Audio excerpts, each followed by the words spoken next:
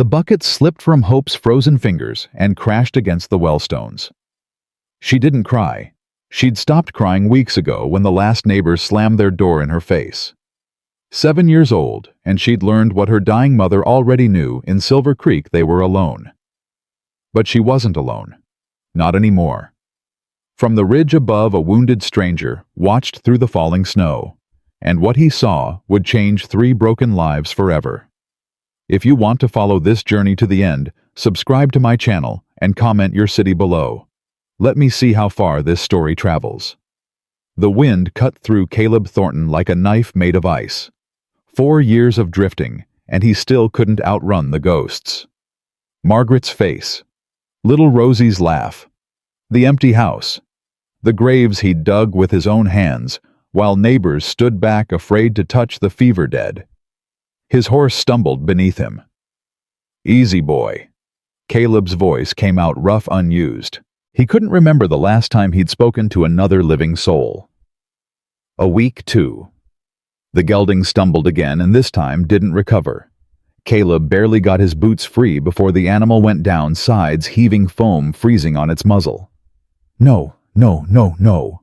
He knelt in the snow, hands on the horse's neck. The animal's eyes were glazing over. Worked too hard, too long, in too much cold. Just like everything else, Caleb touched dying. "I'm sorry."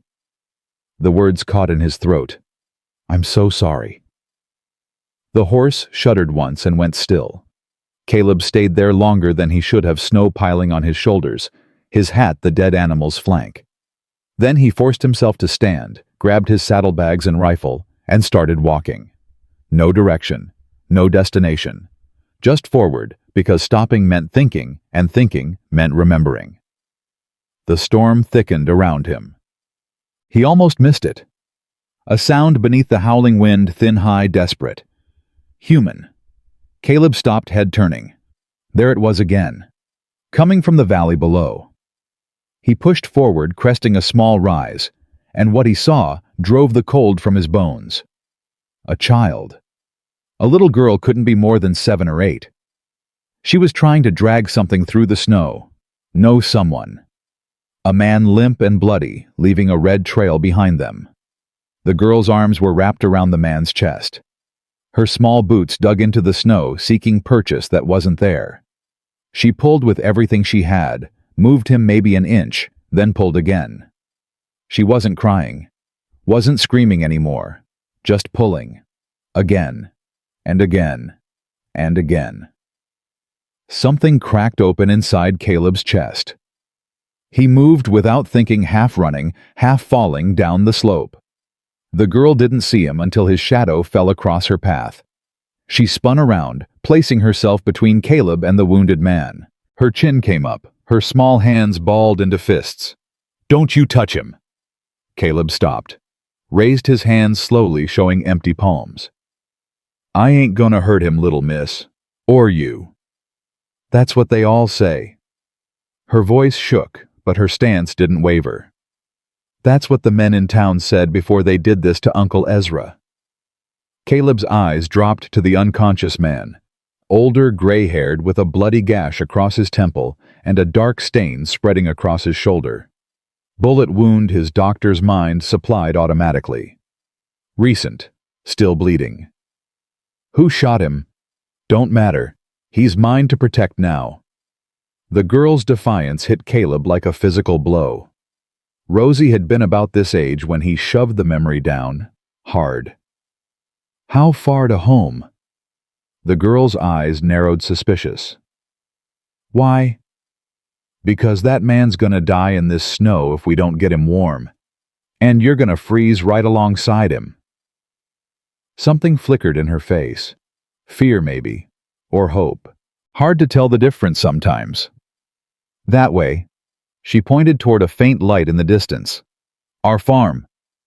Caleb knelt beside the wounded man, checking his pulse. Weak but steady. The bullet had gone through the shoulder, messy, but survivable if they stopped the bleeding. I'm gonna carry him, Caleb said. You lead the way. Can you do that? The girl studied him for a long moment. Her eyes were old, he realized. Too old for her small face. "You ain't from town," she said finally. Not a question. "No, miss. I ain't." "Then I reckon you'll do." She turned and started trudging through the snow. "Try to keep up, mister." Despite everything, Caleb felt his cracked lips twitch. Brave little thing.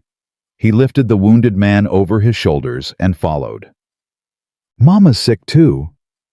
The girl's voice drifted back through the swirling snow. They'd been walking for nearly 20 minutes, and she hadn't stopped talking. Caleb suspected she needed the sound of her own voice to keep moving. "Been sick since Papa died. The doctor in town won't come out no more. Says we can't pay." Caleb said nothing, just walked. "I get water from the well every day, for Mama, for Uncle Ezra, for the animals. People in town see me, but they don't see me. You know, he knew. God help him, he knew." "What's your name, little miss?" "Hope." She glanced back at him. "Hope Weston. What's yours?" "Caleb. Caleb Thornton." "That's a good name. Strong." She turned forward again. "You're gonna need to be strong, Mr. Caleb. My mama's got a shotgun and she don't trust strangers." "Smart woman." "She's the smartest, and the bravest, and the prettiest even when she's sick." Hope's voice caught slightly. "She just needs help is all. We all do." The light ahead grew stronger. A cabin took shape through the snow, small, sturdy, well-maintained, despite obvious recent neglect. Smoke curled from the chimney. They were maybe 50 yards away when the front door burst open.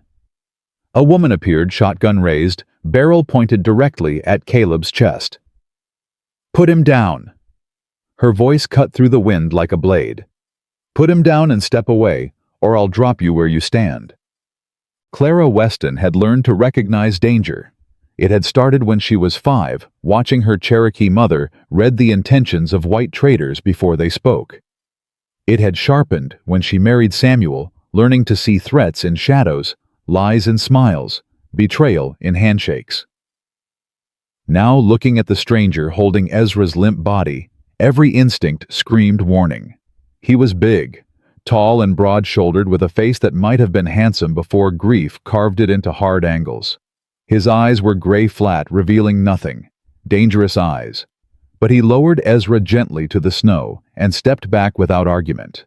His hands came up empty. "Mama." Hope ran to her, wrapping small arms around Clara's waist. "Mama, don't shoot him. He helped me bring Uncle Ezra home." Clara's grip on the shotgun didn't waver. "Who are you?" "Name's Caleb Thornton, ma'am. Was passing through when the storm caught me. Heard your daughter calling for help." "Passing through to where?" "Nowhere particular." "A drifter, then?" Clara's jaw tightened. Drifters meant trouble. Always had. But Ezra was bleeding. Ezra was dying. And this stranger had carried him through a blizzard instead of leaving him to freeze. "Hope, get inside." "But Mama." "Now." Hope obeyed reluctantly, casting worried looks back at both men. Clara waited until the door closed, then lowered the shotgun slightly. Not all the way. Never all the way. "You said he helped you. Explain." "Found your girl trying to drag him through the snow about half a mile east. Man's been shot, shoulder wound through and through. Pistol caliber, close range. He needs a doctor." "Doctor won't come." Something flickered in those gray eyes. "Then I'll do what I can if you'll allow it." "You a doctor?" "Was. Army surgeon during the war, and after." Clara studied him. His hands were steady despite the cold. His voice was calm, matter-of-fact. He didn't beg, didn't wheedle, didn't try to charm, just stood there waiting for her decision. "You make one wrong move," she said slowly, "and I'll put both barrels through your chest. We clear. Crystal, ma'am." She stepped aside, keeping the shotgun ready. "Bring him in." The cabin's interior hit Caleb like a wave of warmth. A fire crackled in the stone hearth, simple furniture lovingly made. Clean, despite the obvious strain the household was under. This was a home, he realized. A real home, maintained by people who cared. Something tightened in his chest. "Put him on the table." Clara directed. Hope fetched the whiskey from the cabinet. Clean cloth from the chest. Caleb laid Ezra down carefully, already cataloging the wounds. The shoulder was bad, but manageable. The head wound worried him more, could mean swelling, bleeding in the brain. I need hot water, he said, and something to sterilize instruments. You got a knife, needle, and thread? Clara produced them without hesitation. She moved efficiently, no wasted motion, no panic. Caleb had seen trained nurses with less composure. You've done this before, he said. My husband taught me. He was a medic. Was. Past tense. Caleb didn't ask. He worked for the next hour, cleaning the wounds, extracting fragments, stitching flesh back together. Clara assisted without being asked, anticipating his needs. Hope watched from the corner, clutching a ragged doll, silent but alert. When he finally stepped back, Ezra's breathing had steadied. Color was returning to his weathered face. He'll live, Caleb said, assuming no infection sets in. Clara exhaled slowly. Her hands were shaking, he noticed. First time they'd trembled all night. Thank you. The words seemed to cost her something. Thank you. Your husband taught you well. Something shuddered in her face. He taught me a lot of things. Hope emerged from her corner, approaching Ezra's cot. She took his hand gently, her small fingers wrapping around his larger ones. Uncle Ezra, can you hear me? The old man stirred, eyes fluttering. Hope that you little bird. I'm here. You're home. You're safe. A weak smile crossed Ezra's face. Knew you'd save me, just like your papa would have. Hope's chin wobbled, but she didn't cry. Rest now. Mama and Mr. Caleb are taking care of everything. Ezra's eyes found Caleb. Something sharpened in them despite the pain and exhaustion. Recognition. No assessment. The old man was cataloging him, measuring him. Thornton, Ezra said slowly. Where do I know that name? Rest. Clara interrupted firmly. Questions can wait. But her eyes had gone wary again, fixed on Caleb with renewed suspicion.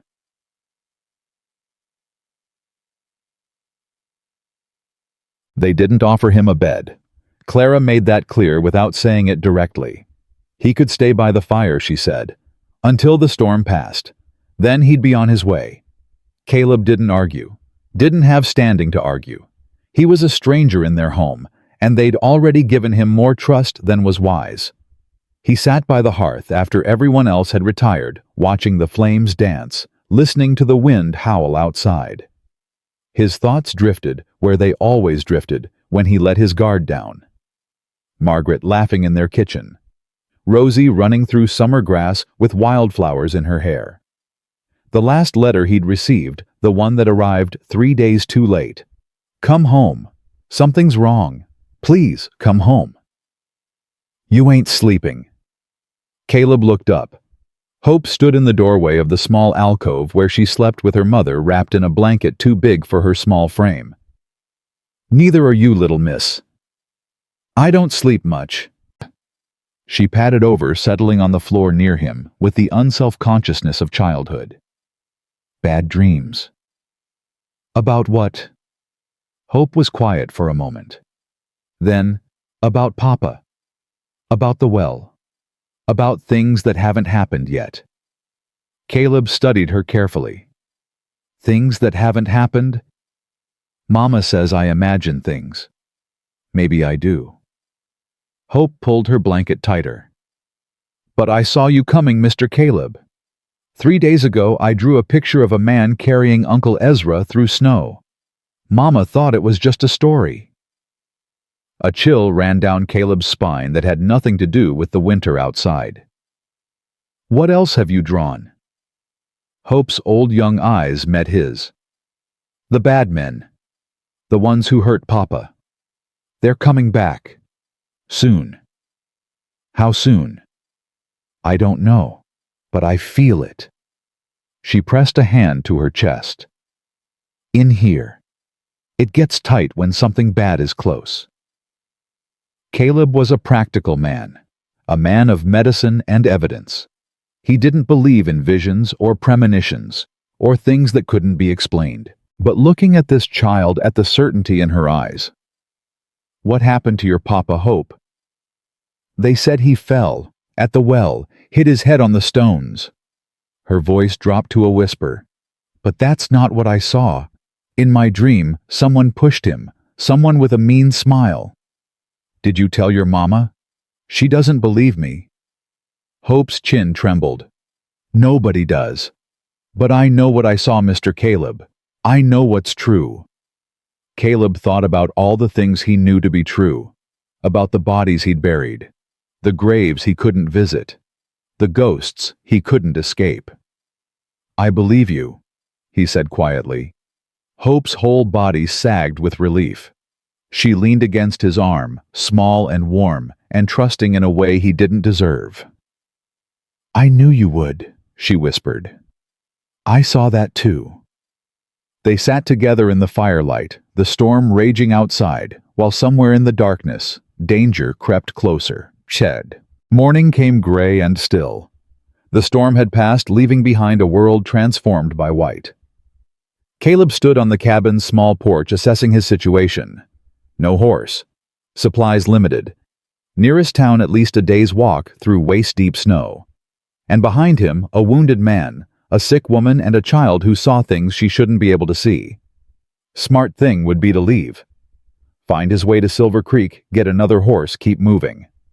Whatever trouble this family was tangled in, it wasn't his. The door opened behind him. Clara emerged, shotgun absent, for the first time since he'd arrived. She looked exhausted. Dark circles under her eyes, shoulders carrying weight no woman should bear alone. But her spine was straight, her chin lifted. Ezra's awake, she said. Asking for you. Me. Says he needs to talk. Says it's important. Inside, Ezra had managed to prop himself against pillows. His color was better, but pain lined every crease of his weathered face. Close the door, the old man said.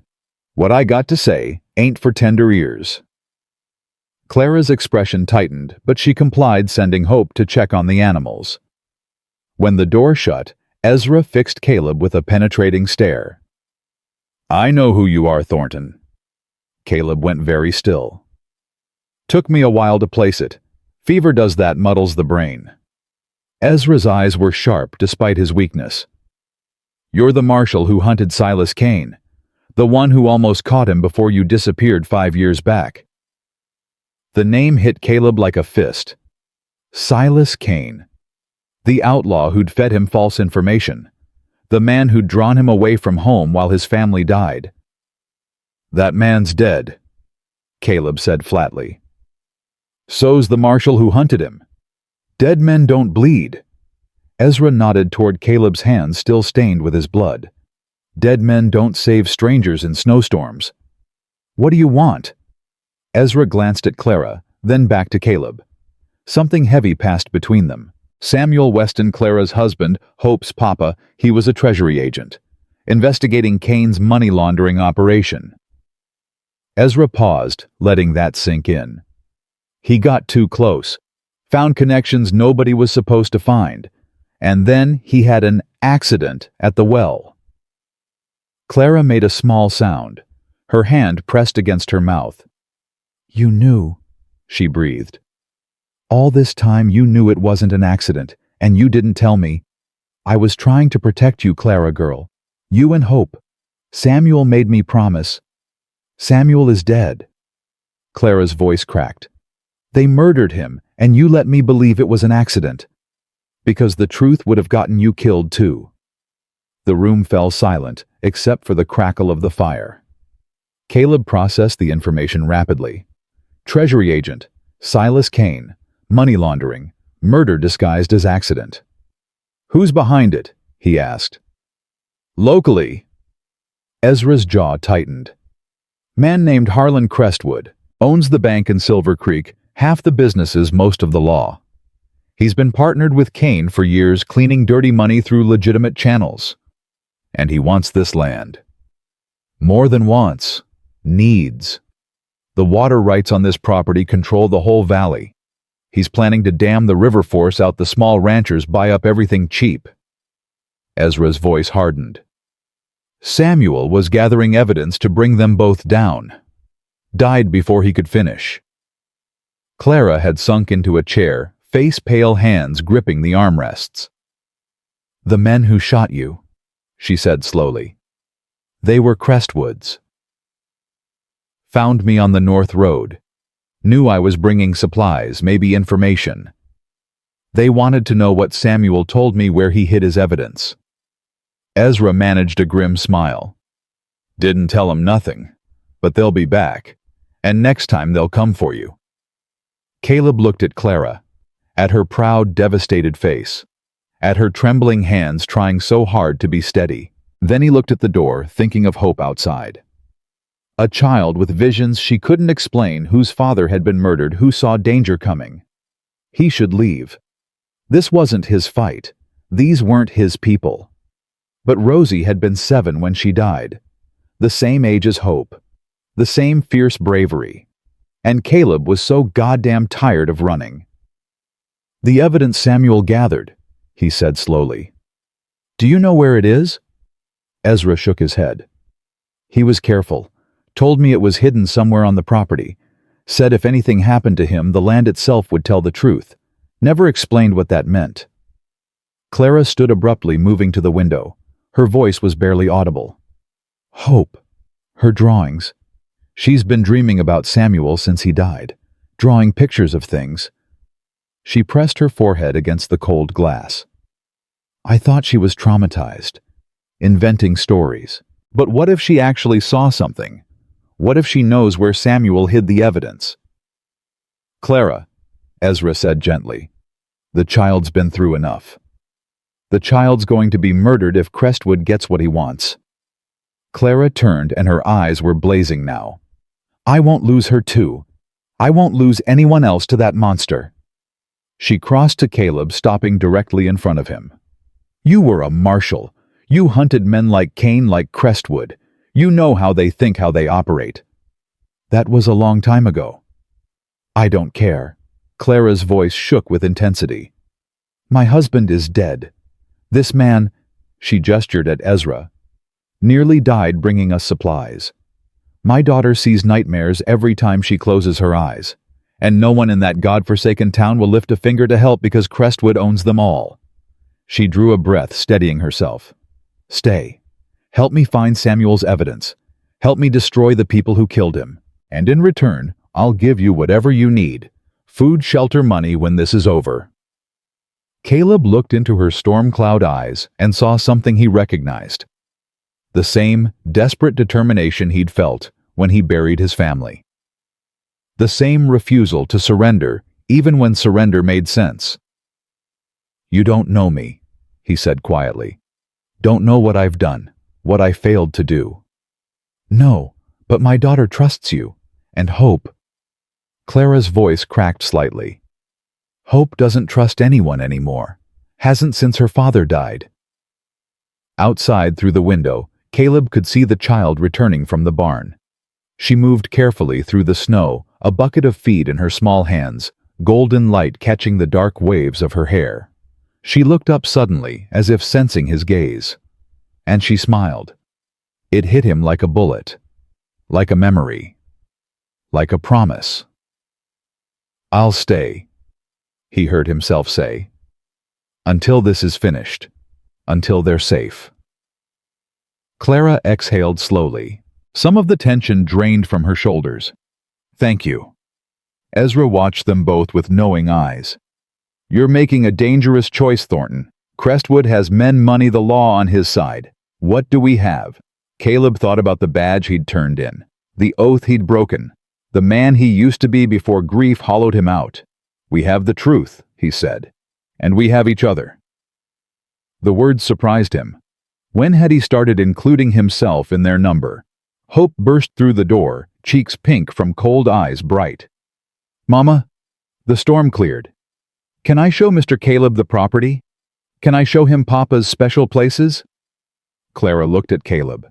Something passed between them. Understanding alliance, the first fragile threads of trust. Yes, sweetheart. Show him everything. Hope grabbed Caleb's hand without hesitation, tugging him toward the door. Come on, Mr. Caleb. I want to show you where the water sings. Papa said the land keeps secrets there. Papa said if you listen close enough, the stones remember everything. Where the water sings, the stones remember. Caleb let the child lead him out into the blinding white morning, her small hand warm in his, her chatter filling the silence he'd carried for 4 long years. Behind them, Clara watched from the doorway. Her expression was unreadable, but her hand no longer reached for the shotgun. It was a beginning. And somewhere in the frozen distance riding toward them through the aftermath of the storm, danger crept closer. Hope's hand tightened around Caleb's fingers as she led him past the barn, her boots crunching through fresh snow. Papa used to bring me here every morning, she said. Before the bad thing happened. He said the land talks if you know how to listen. Caleb followed in silence, his eyes scanning the property. The farm was larger than he'd first realized. Rolling pastures now buried under white, a frozen creek cutting through the eastern edge, and beyond that dense pine forest climbing toward distant mountains. There. Hope pointed toward a stone structure near the creek. That's the well, where Papa... She didn't finish, didn't need to. Caleb studied the well from a distance. Simple construction, solid stonework. The kind of well a man could maintain for decades without trouble. The kind of well a man wouldn't accidentally fall into. You don't have to go closer, he said quietly. Not if you don't want to. Hope shook her head. I go there every day, for Mama. She can't carry the buckets no more, not since she got sick. Her chin lifted. I ain't afraid of stones and water, Mr. Caleb. I'm afraid of the people who hurt Papa. 7 years old, and already she understood that the real monsters wore human faces. They walked together toward the well. As they approached, Hope's grip on his hand tightened further. This is where I was, she whispered. When you found me with Uncle Ezra, I was coming back from getting water, heard the shot, found him bleeding in the snow. You were brave. I was scared. She looked up at him with those old young eyes. Being brave and being scared is the same thing, ain't it? Papa told me that once. Your papa was a wise man. They reached the well. Caleb ran his hand along the cold stones, examining the structure with professional detachment. No obvious signs of damage. No loose stones that could cause a stumble. No ice buildup that might explain a fatal fall. Samuel Weston hadn't fallen. He'd been pushed, or struck, or both. Hope, do you remember what you dreamed about? The night before your papa died? The girl's face went pale. Mama doesn't like when I talk about that. Your mama ain't here right now. It's just us. Hope was quiet for a long moment. When she spoke, her voice was barely audible. I saw a man, standing right where you're standing. He had a nice coat, nice boots, but his smile was wrong, like a snake pretending to be friendly. She shuddered. Papa was on the ground, not moving, and the man just looked at him, then walked away. Did you see his face? Not clear, just the smile, and his hands. Hope's eyes went distant, remembering. He had soft hands, clean, not working hands like Papa's or Uncle Ezra's. Soft hands, clean, the hands of a banker perhaps, or a man who paid others to do his dirty work. Hope, has your mama ever taken you to town to Silver Creek? Sometimes, before Papa died, not after. Mama says folks there ain't kind to us no more. Why not? Hope's jaw tightened in an expression that reminded Caleb painfully of her mother. Because of what Mama is, what I am. We got Cherokee blood. Some folks don't like that. Caleb felt something cold settle in his stomach. He'd seen that particular hatred before, seen what it could drive men to do. The man with the nice coat, he said carefully. The one in your dream. Have you ever seen him in town? Hope nodded slowly. He owns the bank. Mr. Crestwood. He came to our farm once after Papa died. Brought papers for Mama to sign. Said he wanted to help us buy our land so we wouldn't have to worry no more. What did your mama say? She told him to get off our property before she put a hole in his fancy suit. A ghost of a smile crossed Hope's face. He didn't look so friendly after that. Caleb almost smiled himself. Clara Weston was something else. Mr. Caleb. Hope tugged his sleeve. Can I show you something? Something secret. What kind of secret? My drawings. The ones Mama doesn't know about. I hid them in the barn in the place Papa showed me. His instincts sharpened. Show me.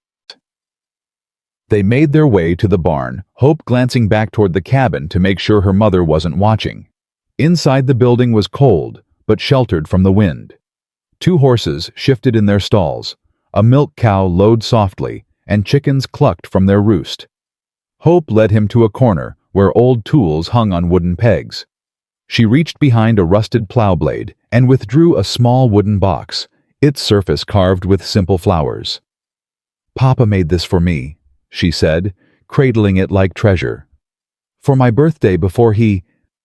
She cleared her throat. I keep my secret things in here. She opened the box. Inside were dozens of folded papers, some yellowed with age, others fresh.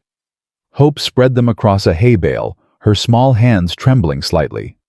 These are my dreams. Caleb felt his breath catch. The drawings were crude, a child's work obviously, but unmistakable in their subjects. A man lying by a well, a dark figure walking away, a horse fallen in snow.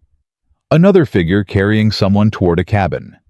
Men with guns approaching a farmhouse. A train billowing smoke. A badge star-shaped lying in dirt.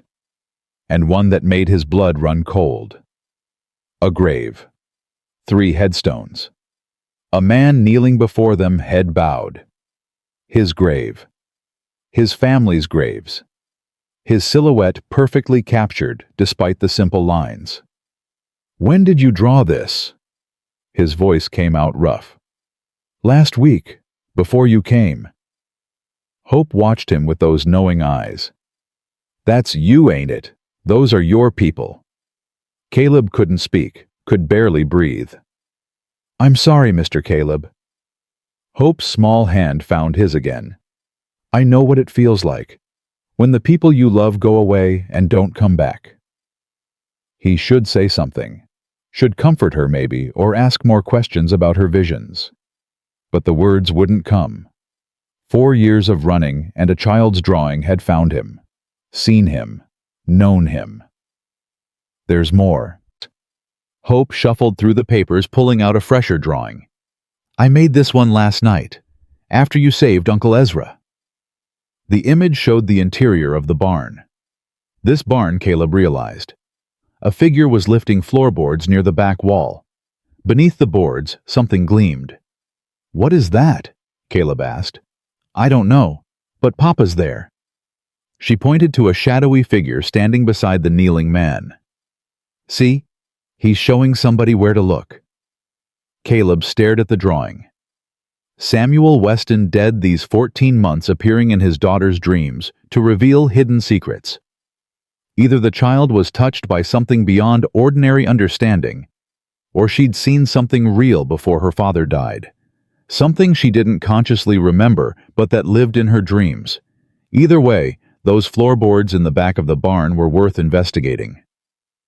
Hope, can you keep a secret? She nodded solemnly. I keep lots of secrets. Don't tell your mama about this drawing. Not yet. I want to look first, see if there's anything there. Can you do that for me? Yes, Mr. Caleb. She began gathering her papers, returning them to the box. But you should know something. What's that? The bad men in my drawings, the ones with guns. She met his eyes, and for a moment she looked ancient, timeless, like the land itself. They're coming soon. Real soon. And there's more of them than you think. Before Caleb could respond, the barn door banged open. Clara stood in the doorway, shotgun in hand, fury blazing in her dark eyes. "Hope Weston get in the house, now!" The girl flinched but didn't argue. She grabbed her box and ran past her mother, pausing only to squeeze Caleb's hand one last time. Clara waited until her daughter was out of earshot before advancing on Caleb. "What were you doing with my child alone?" "She was showing me the property, like you said." In the barn, whispering, looking at papers. Clara's voice cracked like a whip. "I may have agreed to let you stay, Mr. Thornton, but that doesn't give you the right to interrogate my daughter." "I wasn't interrogating her." "Then what would you call it?" Caleb met her furious gaze steadily. "Listening. Something it seems she doesn't get much of." Clara's face went white. "How dare you?" "She sees things, Mrs. Weston. Things she shouldn't be able to see. Things that come true." Caleb stepped closer, lowering his voice. "She drew a picture of me arriving with Ezra, 3 days before it happened. She drew her father's death before he died. And she's seeing more. Danger coming. Men with guns." Clara's shotgun wavered slightly. "She's a child. A traumatized child with an overactive imagination. She drew my family's graves." The words came out harsher than Caleb intended. "In Colorado, where I buried my wife and daughter 4 years ago. She's never been to Colorado. Never knew me before yesterday." "How do you explain that?" The color drained from Clara's face completely. She lowered the shotgun, hands shaking. That's not possible." And yet. They stood in silence, the cold air thick between them. When Clara spoke again, her voice was barely a whisper. "Samuel's mother had it. The site, she called it, ran in the family on the Cherokee side. Samuel thought—" She swallowed hard. "He thought Hope might have inherited it. I didn't want to believe him. Didn't want our daughter to carry that burden. It's not a burden if it's used right, if it's believed." Clara's eyes snapped to his. "You believe her? A stranger who's known her less than a day believes her when I—" She couldn't finish. Her shoulders began to shake, and suddenly, she wasn't a fierce frontier woman with a shotgun anymore. She was a mother who'd lost her husband, watched her daughter suffer, and denied her child's truth, because the alternative was too frightening to accept. Caleb did something he hadn't done in 4 years. He reached out gently, taking the shotgun from her trembling hands, setting it aside. Then he stood there, solid and present, while Clara Weston broke apart. She didn't cry loudly, didn't sob or wail. Just silent tears streaming down her face as her body shook with suppressed grief. "I failed her," Clara whispered. "My baby sees nightmares every night, and I told her they weren't real. I made her think she was broken." "You were scared. Scared parents make mistakes." "That's not an excuse." "No, but it's human." Clara drew a shuddering breath, wiping her face with the back of her hand. When she looked at him again, something had shifted in her expression. The suspicion was still there, but tempered now by something else. Respect, maybe, or recognition. "You've lost children," she said. Not a question. "A daughter, Rosie. She was 7, same age as Hope." "And your wife?" "Margaret. The fever took them both while I was—" Caleb's jaw tightened. Away. Chasing a man who didn't want to be caught. Silas Kane. "Ezra told you." "He told me enough." Clara retrieved her shotgun, but she held it loosely, now pointed at the ground. "You blame yourself." "I am to blame." "No." Her voice sharpened. "Men like Kane are to blame. Men like Crestwood. They make the choices, do the damage. The rest of us are just trying to survive." She started toward the barn door, then stopped speaking without turning around. "Hope's drawings, the ones she showed you. Was there anything about Samuel, about where he might have hidden his evidence?" Caleb hesitated only a moment. Trust had to start somewhere. "There might be. In the barn. Under the floorboards." Clara turned slowly, her eyes searching his face. You're sure? Hope's sure. And I'm starting to think that's enough. She absorbed this for a long moment. Then she nodded once sharply. Tonight, after Hope's asleep, we look together. She walked out into the snow, leaving Caleb alone with the horses and the dust and a box of drawings that showed the future. The afternoon passed slowly. Caleb helped with chores, repairing a broken fence rail, hauling water, chopping wood. Physical labor that let him think while his hands stayed busy. Clara kept her distance, but the hostility had faded. She watched him sometimes when she thought he wasn't looking, measuring him against some internal standard only she understood. Ezra slept most of the day, his body healing from the gunshot wound. But when Caleb checked on him in late afternoon, the old man was awake, staring at the ceiling. Heard you and Clara talking earlier, Ezra said quietly. Through the walls. You hear anything useful? Heard you tell her about Hope's gift. Ezra's eyes found his. Samuel would have liked you, I think. He was practical too. Didn't waste time denying what was right in front of him. Tell me about him, about what he was investigating. Ezra shifted, wincing at the pull of his stitches. Started 3 years back. Treasury got wind of money moving through the territory, large sums with no clear source. Samuel traced it to a shell company called Western Resource Management. Paperwork led to Harlan Crestwood. And Crestwood's connected to Kane. More than connected. Partners. Ezra's voice dropped. Kane provides the dirty money, bank robberies, cattle rustling, protection rackets. Crestwood cleans it through legitimate channels, land purchases, business investments, loans. Perfect system, long as nobody looks too close. But Samuel looked. Samuel did more than look. He got inside, posed as an investor, gained Crestwood's trust. Found ledgers, transaction records, proof of every dirty dollar that passed through that bank. Ezra's eyes hardened. Then someone talked. We still don't know who. But Crestwood found out Samuel was a federal man, and a week later Samuel was dead at the bottom of that well.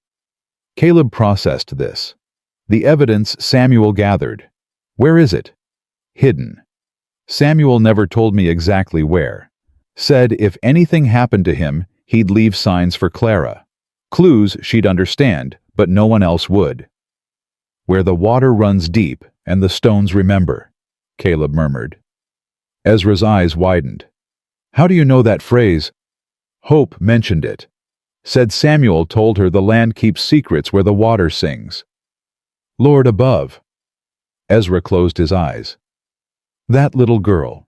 Samuel always said she was special. Said she'd be the one to finish what he started if things went wrong. She's 7 years old, Ezra. And she sees truth when the rest of us are blind. The old man's voice grew urgent. Listen to me, Thornton. Whatever's hidden on this property, you need to find it before Crestwood does. He's getting desperate. The dam project he's planning, it needs this land. Without the water rights, his whole scheme falls apart. What dam project? Didn't Clara tell you Crestwood wants to dam the river upstream? Claims it's for the town's benefit, but the real plan is to flood the valley during spring melt, destroy the small ranches, buy up the land for pennies. Only this farm sits right where the dam needs to be. Clara won't sell, so he's trying to force her out. By killing her husband, threatening her family. By any means necessary. Ezra gripped Caleb's arm with surprising strength. Samuel died protecting the truth. Don't let his sacrifice be wasted. The door opened. Clara entered with a bowl of broth, her expression guarded. He needs to rest, she said flatly. So do you. Tonight's going to be long.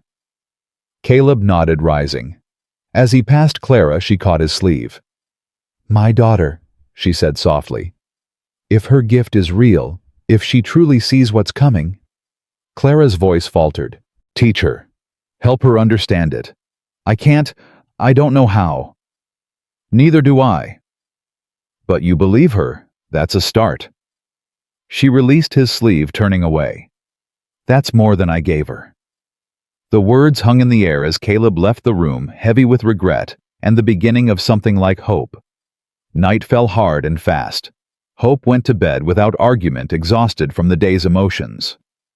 Clara tucked her in, smoothing dark hair from her forehead, whispering words too soft for Caleb to hear. When she emerged, her face was set with determination. "Let's go." They crossed to the barn in darkness, their breath visible in the frigid air. Clara carried a lantern, its flame flickering against the wind. Caleb had his revolver more from habit than expectation.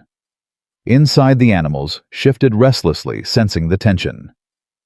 Clara held up the lantern, illuminating the back corner Hope's drawing had shown. Old hay covered the floor. Unused equipment gathered dust. Nothing remarkable. Nothing obvious. But Clara was already kneeling, running her hands along the wooden planks. "Samuel and I built this barn together," she said quietly. "The summer after Hope was born. I know every board, every nail." Her fingers found something, a slight irregularity in the wood. She pried at it, and a section of floorboard lifted free. Beneath it, wrapped in oilcloth, was a leather satchel. Clara's hands trembled as she lifted it. Inside were papers, dozens of them. Ledgers, photographs, documents covered in Samuel's careful handwriting. "Dear God," Clara breathed. "He really did it. He found everything." Caleb took the lantern, holding it closer, as Clara spread the papers across a hay bale. The evidence was damning. Financial records showing deposits from sources that didn't exist. Photographs of Crestwood meeting with men Caleb recognized from wanted posters, and a detailed journal describing everything Samuel had uncovered, including names, dates, and amounts. "This is enough to hang them," Caleb said. "Crestwood, Kane, everyone connected. But who do we take it to?" Clara's voice was bitter. "The sheriff works for Crestwood. The judge plays poker with him every Friday. There's no one in Silver Creek we can trust. Then we go higher. Federal marshals in Cheyenne. A judge Samuel knew there. That's 4 days' ride in good weather. In winter." Clara shook her head. "We'd never make it. Not with Hope, not with Ezra wounded. Then we make it. Or we die trying." Clara looked at him sharply. "You'd risk your life for us. For strangers. You're not strangers. Not anymore." Something passed between them in the lantern light. Recognition of shared purpose. The first trembling threads of something neither was ready to name. Before Clara could respond, a sound cut through the silence. Hoofbeats. Distant but approaching fast. Caleb was moving before Clara could speak, reaching the barn door, peering through a crack in the wood. In the moonlight, he counted 4 riders coming over the ridge. "Get inside the house, now!" Clara didn't argue. She gathered the papers, shoving them back into the satchel, and ran toward the cabin. Caleb followed, his hand on his revolver, his eyes tracking the approaching riders. They reached the porch just as the horsemen entered the yard. Clara ducked inside. Caleb stayed on the porch, positioning himself between the door and the strangers. The lead rider stopped his horse 10 feet away. Even in the darkness, his expensive coat and polished boots were visible. Soft hands held the reins. A smile played on thin lips.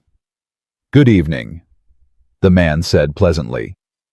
"I don't believe we've met. I'm Harlan Crestwood."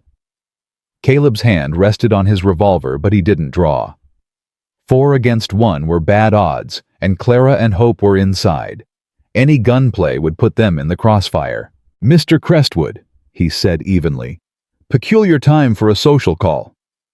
Crestwood's smile widened, but his eyes stayed cold. "I heard there was a stranger staying with the widow Weston. Thought I'd introduce myself. Welcome you to our little community. Appreciate the hospitality, but Mrs. Weston and her daughter are already asleep. Perhaps you could come back during daylight hours." "I'm sure she wouldn't mind." Crestwood made a motion to dismount. Caleb stepped forward, blocking the porch stairs. "I'm sure she would." The air between them crackled. Crestwood's 3 companions shifted in their saddles' hands, moving toward their weapons. "You're protective of a woman you barely know," Crestwood observed. "Admirable. Or foolish. Time will tell which." Time tells everything eventually. Indeed it does. Crestwood settled back in his saddle, studying Caleb with renewed interest. You're not a drifter, are you? I've seen drifters. They don't stand like you do. Don't speak like you do. I'm whatever I need to be. A dangerous answer, Mr. Thornton. Caleb Thornton. Something flickered in Crestwood's eyes. Recognition, concern. It vanished too quickly to identify. Thornton, he repeated slowly. Can't say the name rings any bells. But then I meet so many people in my line of work. Banking must be fascinating. It has its moments. Crestwood gathered his reins, preparing to leave. Do give my regards to Mrs. Weston. Remind her that my offer still stands. This property isolated, as it is vulnerable as she is. Accidents happen in winter. It would be a shame if something unfortunate occurred. Is that a threat? Merely an observation. Crestwood's smile never wavered. Good night, Mr. Thornton. I suspect we'll be seeing each other again soon. He wheeled his horse and rode into the darkness, his men following. Caleb watched until they disappeared over the ridge before finally releasing his grip on the revolver. The cabin door opened behind him. He knows. Clara's voice was tight with fear. He knows something's changed. He suspects. There's a difference. Not much of one. Clara stepped onto the porch, arms wrapped around herself against the cold. We need to leave. Tonight. In the dark. With Ezra wounded and Hope half asleep, Crestwood's men will be watching the roads. We'd never make it a mile. Then what do you suggest? Caleb turned to face her. We wait until dawn. Travel light, move fast. Head for the mountain pass instead of the main road. It's harder terrain, but less likely to be watched. And if they catch us, then we fight. Clara stared at him, her dark eyes searching his face. You make it sound simple. Nothing about this is simple. But staying here means dying slow. Running means we at least have a chance. She was quiet for a long moment. When she spoke again, her voice was barely a whisper. Samuel used to say the same thing. About chances, about fighting. Her eyes glistened in the moonlight. He died anyway. Samuel died protecting his family, protecting the truth. Caleb moved closer, lowering his voice. His death doesn't have to be meaningless, Clara. The evidence we found, it can destroy Crestwood. Bring down Cain.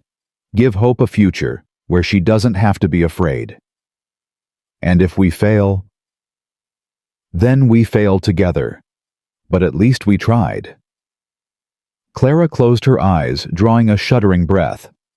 When she opened them again, the fear was still there, but something else had joined it. Determination. Resolve. Dawn then, she said. I'll start packing. She disappeared inside. Caleb remained on the porch, watching the empty darkness where Crestwood had vanished. The banker knew something had changed. The question was how much time they had before he acted on that knowledge. Not much, Caleb suspected. Not much at all. Sleep came in fragments that night. Caleb dozed by the fire, his revolver within reach, jerking awake at every creak and whisper. Clara packed silently in the darkness, moving between rooms like a ghost gathering essentials without waking Hope or disturbing Ezra. Around 3 a.m, a small voice broke the silence. Mr. Caleb. He opened his eyes. Hope stood beside him. Her ragged doll clutched to her chest, her face pale in the dying firelight. Bad dream? He asked softly. She shook her head. Not a dream, a warning. Caleb sat up, fully instantly alert. What kind of warning? The shadow man, the one I told you about. Hope's voice trembled. He's here, in Silver Creek. He came last night. Who is he? Hope.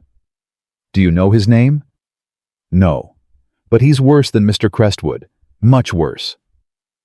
Her small hand found his. He's been watching you, Mr. Caleb, for a long time, even before you came here. The word sent ice through Caleb's veins. Watching me. In my dreams, I see him watching you at those graves, the ones in Colorado. He stands behind the trees where you can't see him, but he's always there." Hope's grip tightened. "He knows you, and he's coming for you." Silas Kane. The name surfaced in Caleb's mind like a corpse rising from dark water. Kane had disappeared 5 years ago, around the same time Caleb had abandoned his badge. Everyone assumed he was dead. But what if he wasn't? What if he'd simply gone underground working through proxies like Crestwood waiting? Waiting for what? Hope, this shadow man. Have you seen him do anything? In your dreams? The girl nodded slowly. He talks to Mr. Crestwood sometimes, tells him what to do. Mr. Crestwood is scared of him. She paused. Everyone's scared of him. What does he look like? Ordinary, like nobody special. That's what makes him scary. Hope's eyes went distant. Papa's journal talks about him. The papers Mama found. There's a name in there. A name that doesn't match the face. Caleb's heart hammered. What name? I don't remember exactly, but it starts with E, like Ezra but different. A name starting with E. A man who watched from shadows. A presence that terrified even men like Crestwood. Thank you, Hope. You did good telling me this. Are we leaving? I heard Mama packing. At dawn. We're going somewhere safe. Cheyenne. Yes. How did you know? Hope managed a small smile. I saw it. In my dream. We're on a train going fast. You and Mama and Uncle Ezra and me. We're together. And we stay together. Mostly. Her smile faltered. There's parts I can't see clear. Foggy parts. But we're alive. That's what matters. That's what matters, Caleb agreed. Hope surprised him by crawling into his lap, curling against his chest like she'd known him her whole life. Within minutes, she was asleep. Caleb sat motionless, afraid to disturb her, feeling her small heartbeat against his ribs. 4 years since he'd held a child like this. 4 years since Rosie had fallen asleep in his arms, trusting him to keep the monsters away. He'd failed Rosie, failed Margaret, failed everyone who'd ever depended on him. But maybe, just maybe, he could do better this time. Dawn came gray and bitter. Clara had the wagon loaded by first light, their meager supplies hidden under blankets, Samuel's evidence secured in the satchel she wore strapped across her body. Ezra protested leaving, but he was too weak to argue effectively. Clara and Caleb helped him into the wagon bed, propping him against sacks of grain, covering him with quilts. "This is a mistake," the old man muttered. "Should stand and fight." "We are fighting," Caleb replied. "Just not here." Hope climbed onto the wagon seat, unusually quiet. Her eyes scanning the horizon with an intensity that made Caleb's skin prickle. "They're not watching the North Road," she said suddenly. "Not yet, but they will be soon. We need to go now." Clara exchanged a glance with Caleb. Neither questioned the child's certainty. The wagon lurched into motion, horses straining against the frozen ground. Caleb rode ahead, scouting, while Clara managed the reins. Behind them, the little cabin grew smaller and smaller until it vanished entirely. They traveled for 2 hours without incident. The mountain pass Clara had suggested was treacherous, the trail narrow and slippery with ice. More than once, Caleb had to dismount and lead his horse on foot, testing the ground before letting the wagon follow. But they were making progress. The ridge ahead marked the boundary of the valley. Once they crossed it, they'd be out of Crestwood's immediate territory. "How much farther?" Clara called. "Another mile to the ridge. Then it's downhill toward—" A gunshot cracked through the morning air. Caleb felt the bullet whistle past his ear, a heartbeat before the sound registered. He threw himself from the saddle, hitting the snow hard, rolling toward a cluster of rocks. "Get down!" he shouted. "Clara, get down!" More shots. Clara yanked Hope off the wagon seat, sheltering her behind the wheels. In the wagon bed, Ezra struggled to rise, cursing his useless arm. Caleb counted muzzle flashes. 3 shooters, maybe 4, positioned on the ridge above them, professional positioning, not random bandits. Crestwood's men, had to be. Thornton. A voice echoed down from the rocks. We know you've got the papers. Hand them over and the women and child go free. Clara's eyes met Caleb's across the snow. Her hand pressed against the satchel at her side. Don't even think about it, Caleb growled. If it saves Hope. It won't. You hand over those papers, we're all dead anyway. Crestwood can't afford witnesses. Another shot kicked up snow near Clara's position. Hope whimpered, but didn't scream. Last chance, Thornton. We ain't patient men. Caleb checked his revolver. 6 shots. 3, maybe 4 targets. Not great odds, but not impossible either. Stay down, he told Clara. No matter what happens, stay down and keep Hope quiet. What are you going to do? Even the odds. Before she could protest, Caleb was moving. He scrambled along the rocks, keeping low, using the terrain for cover. The shooters had the high ground, but they'd made a mistake. They were bunched too close together, watching the wagon instead of their flanks. Caleb circled wide, climbing through a narrow gully that brought him above and behind their position. His boots found purchase on frozen stone. His breath came steady, controlled. 4 years of running, and his body still remembered how to hunt. He found the first shooter crouched behind a boulder rifle trained on the wagon below. The man never heard Caleb approach. One swift blow to the back of the head, and he crumpled without a sound. 2 more shots from below. The remaining shooters were getting impatient. Caleb moved to the second position. This one was more alert, spinning at the last moment, but not fast enough. Caleb's fist connected with his jaw, followed by a knee to the gut. The man went down gasping. That left 2. Jenkins Martinez. One of the remaining shooters had noticed the silence. What's going on over there? Caleb stepped into view, revolver raised. Drop your weapons, now. The man's eyes widened. His partner, 20 feet away, made the mistake of reaching for his pistol. Caleb fired twice. The first shot took the pistol from the man's hand. The second drove into his shoulder, spinning him around. I said drop it. The first shooter let his rifle fall, hands rising slowly. You're making a mistake, Thornton. Mr. Crestwood doesn't forget, doesn't forgive. Neither do I. Caleb collected their weapons, then sent both men stumbling down the opposite slope with a warning that rang with deadly promise. Tell Crestwood we're coming for him. Tell him everything Samuel Weston gathered is heading straight to the federal marshals. And tell him, Caleb's voice dropped low. Tell him Caleb Thornton remembers his wife and daughter. Every single day. The men ran. Caleb returned to the wagon to find Clara and Hope huddled together. Ezra sitting up with a pistol he'd found somewhere, his face gray with pain and determination. Everyone all right? Clara nodded shakily. You. Fine. Caleb swung onto his horse.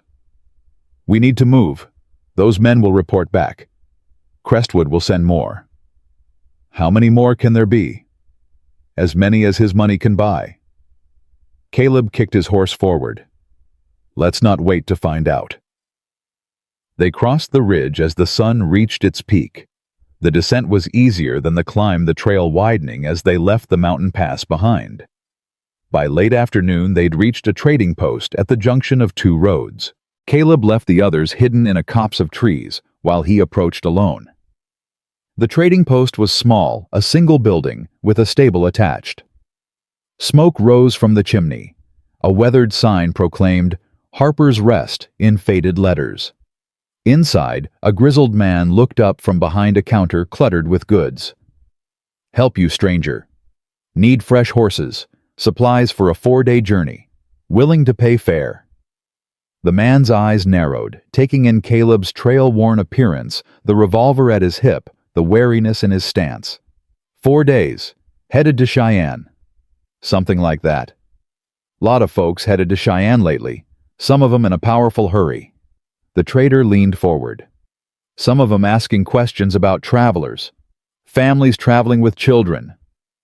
Caleb's hand moved imperceptibly toward his weapon. What kind of questions? The paying kind. The trader smiled, revealing gaps where teeth should be. But I ain't answered 'em yet. Man's got to have principles, don't he? Depends on the man. True enough. The trader stood moving toward the back of his establishment. I got horses, supplies too, but it's going to cost you more than fair. Danger tax, you might call it. How much more? Double. And a promise. What kind of promise?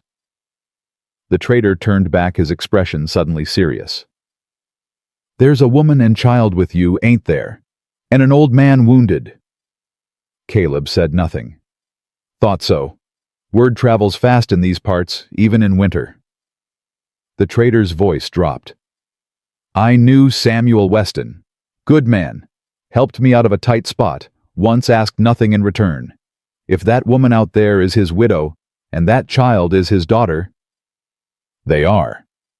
The trader nodded slowly. Then here's my promise. You get them to Cheyenne safe, you tell the marshals everything. You burn Crestwood and his whole rotten operation to the ground. That's the plan. Then we got a deal. The trader extended his hand. Name's Harper, Jacob Harper, and for what it's worth, I hope you make it. They shook, and Caleb felt something shift. A stranger choosing sides. A small act of decency in a world that had shown him precious little of it lately. Maybe there was hope yet. An hour later, they were back on the trail with fresh horses and enough supplies to reach Cheyenne. Clara drove the wagon, now her jaw set with determination, while Caleb scouted ahead. Hope sat beside her mother, unnaturally still, her eyes fixed on something only she could see. Mama. The girl's voice was barely a whisper. The Shadow Man knows we're coming. He's not in Silver Creek anymore. Clara's hands tightened on the reins. Where is he? Ahead of us, waiting. Hope's small body trembled. He knows where we're going. He's always known. Caleb heard the exchange, slowing his horse until he rode alongside the wagon. Hope. This Shadow Man. Can you see anything else about him? Where exactly he's waiting? The girl closed her eyes, her face contorting with effort. A building, big, with lots of people. Official. Her eyes snapped open. The marshal's office. He's inside the marshal's office. Caleb felt the blood drain from his face. If Kane, or whoever this Shadow Man was, had infiltrated the federal marshals in Cheyenne, they were walking into a trap. Everything they'd risked, everything Samuel had died for, would be worthless. We can't go to Cheyenne. Clara's voice was hollow. If they're waiting for us, we have to. Caleb's mind raced. But not to the marshal's office. Not directly. Then where? Samuel's journal mentioned a judge, someone he trusted, a man named Hollister in Denver. Denver's another week's journey. I know, but it's our only option. Clara stared at him, exhaustion and fear warring in her dark eyes. We don't have supplies for another week. The horses won't make it. Ezra won't make it. Then we split up. The words hung in the cold air. No. Clara's voice cracked. No, we stay together. You promised. I promised to get you and Hope to safety. That's still the plan. Caleb moved his horse closer, his voice softening. Listen to me. You take Hope and Ezra to Cheyenne. Find a hotel, lay low. Don't contact anyone official. I'll ride to Denver alone faster without the wagon. Deliver the evidence to Judge Hollister. And if they catch you, they won't. You don't know that. You can't know that. Clara. Caleb reached across his hand, covering hers on the reins. I've been running for 4 years. Running from ghosts. Running from guilt. Running from everything that mattered. His grip tightened. I'm done running. This is what I'm supposed to do. What I was meant for. Tears spilled down Clara's cheeks. And what about us? What about Hope she needs? She needs her mother. She needs to be safe. She needs a future where men like Crestwood can't touch her. Caleb's voice roughened. I can give her that. Let me give her that. For a long moment, Clara said nothing. Then she pulled her hand free and struck him across the face. The blow wasn't hard, but Caleb felt it to his bones. "That's for thinking you get to make this choice alone," Clara said, her voice shaking with fury. "And this?" She grabbed his coat, pulled him toward her, and kissed him. It was brief and fierce and desperate, tasting of tears and cold air, and something that might have been the beginning of love. When she released him, her eyes were blazing. "That's for coming back. Because you will come back, Caleb Thornton. You will come back to us, or I swear I will find you in whatever afterlife exists and make your eternity miserable." Despite everything, Caleb felt himself smile. "Yes, ma'am." "Mama," Hope's voice cut through the moment. "Mama, someone's coming." They turned. A lone rider was approaching from the north, moving fast, a dark shape against the white landscape. Caleb's hand found his revolver. Clara grabbed the rifle from the wagon bed. The rider came closer, close enough to see details. A woman, Caleb realized. Riding like she'd been born in the saddle, her dark hair streaming behind her. She pulled up 20 feet away, hands raised to show she meant no harm. "Looking for Caleb Thornton," she called. "Jacob Harper sent me. Said you might need help getting to Denver." "Who are you?" The woman lowered her hands, a grim smile crossing her face. "Name's Adelaide Shaw. I write for the Cheyenne Tribune, and I've been investigating Harlan Crestwood for 2 years." Clara's grip on the rifle didn't waver. "Why should we trust you?" "Because I have documents proving the federal marshal in Cheyenne is on Crestwood's payroll. Because I know a safe route to Denver that bypasses all the watched roads." Adelaide's eyes found Caleb's. "And because Silas Kane killed my brother 3 years ago, and I want to see that monster hang." Silas Kane. The name hit Caleb like a physical blow. "Kane's alive." "Very much so. Going by a different name now, but yes. Alive and pulling strings from the shadows." Adelaide's expression hardened. "You want to take him down? I'm your best chance." Caleb looked at Clara, at Hope, at the long road stretching before them. Then he made his decision. "Tell me everything." Adelaide Shaw rode beside them through the fading light, her voice low and urgent as she laid out everything she knew. "Kane's been operating under the name Elijah Marston for 3 years now. Respectable businessman on paper, silent partner in half the banks between here and California." Her jaw tightened. "Nobody suspects because nobody's looking. The wanted posters all say presumed dead." "How did you find out?" Caleb asked. "My brother Thomas was a Pinkerton agent. Got too close to Kane's operation in Colorado." Adelaide's hands clenched on her reins. "They found his body in a ravine. Said he fell from his horse." "Sound familiar?" Clara drew a sharp breath. "That's what they said about Samuel." "It's Kane's signature. Makes it look like an accident, keeps the law from asking questions." Adelaide turned to Caleb. "But Thomas left notes, hidden like your husband did. Took me months to piece together what he'd found." "And what did he find?" "That Kane isn't just a criminal. He's building an empire. Land, water, rights, railroads. Everything the West needs to grow, he wants to control." Adelaide's voice dropped. "Crestwood is just one piece. There are others like him in every territory. All answering to Kane." Hope stirred on the wagon seat, her small voice cutting through the cold air. "The spider in the web. That's what I see in my dreams. He sits in the middle and pulls the strings." Adelaide looked at the child sharply. "What did you say?" "She sees things," Clara said quietly, "before they happen. We don't fully understand it, but she's never been wrong." "Samuel's daughter." Adelaide's expression softened. "Thomas mentioned him in his notes. Said Samuel Weston was the best agent Treasury ever had. Said if anyone could bring Kane down, it was him." "He died trying," Clara whispered. "Then we finish what he started." Adelaide straightened in her saddle. "There's an old mining camp about 4 hours east. Abandoned now, but the buildings are solid. We can rest there, plan our next move." Caleb nodded. "Lead the way." They traveled in tense silence as darkness fell. Hope fell asleep against her mother's shoulder, exhausted from the day's revelations. Ezra drifted in and out of consciousness in the wagon bed, his breathing shallow but steady. Clara drove with grim determination, her eyes fixed on the trail ahead. But Caleb noticed how her hands trembled on the reins, how she kept glancing back at Hope, checking, reassuring herself. He brought his horse alongside the wagon. "You should rest. Let Adelaide drive for a while." "I can't rest. Not until we're somewhere safe." "Clara, don't." Her voice cracked. "Don't tell me everything's going to be fine.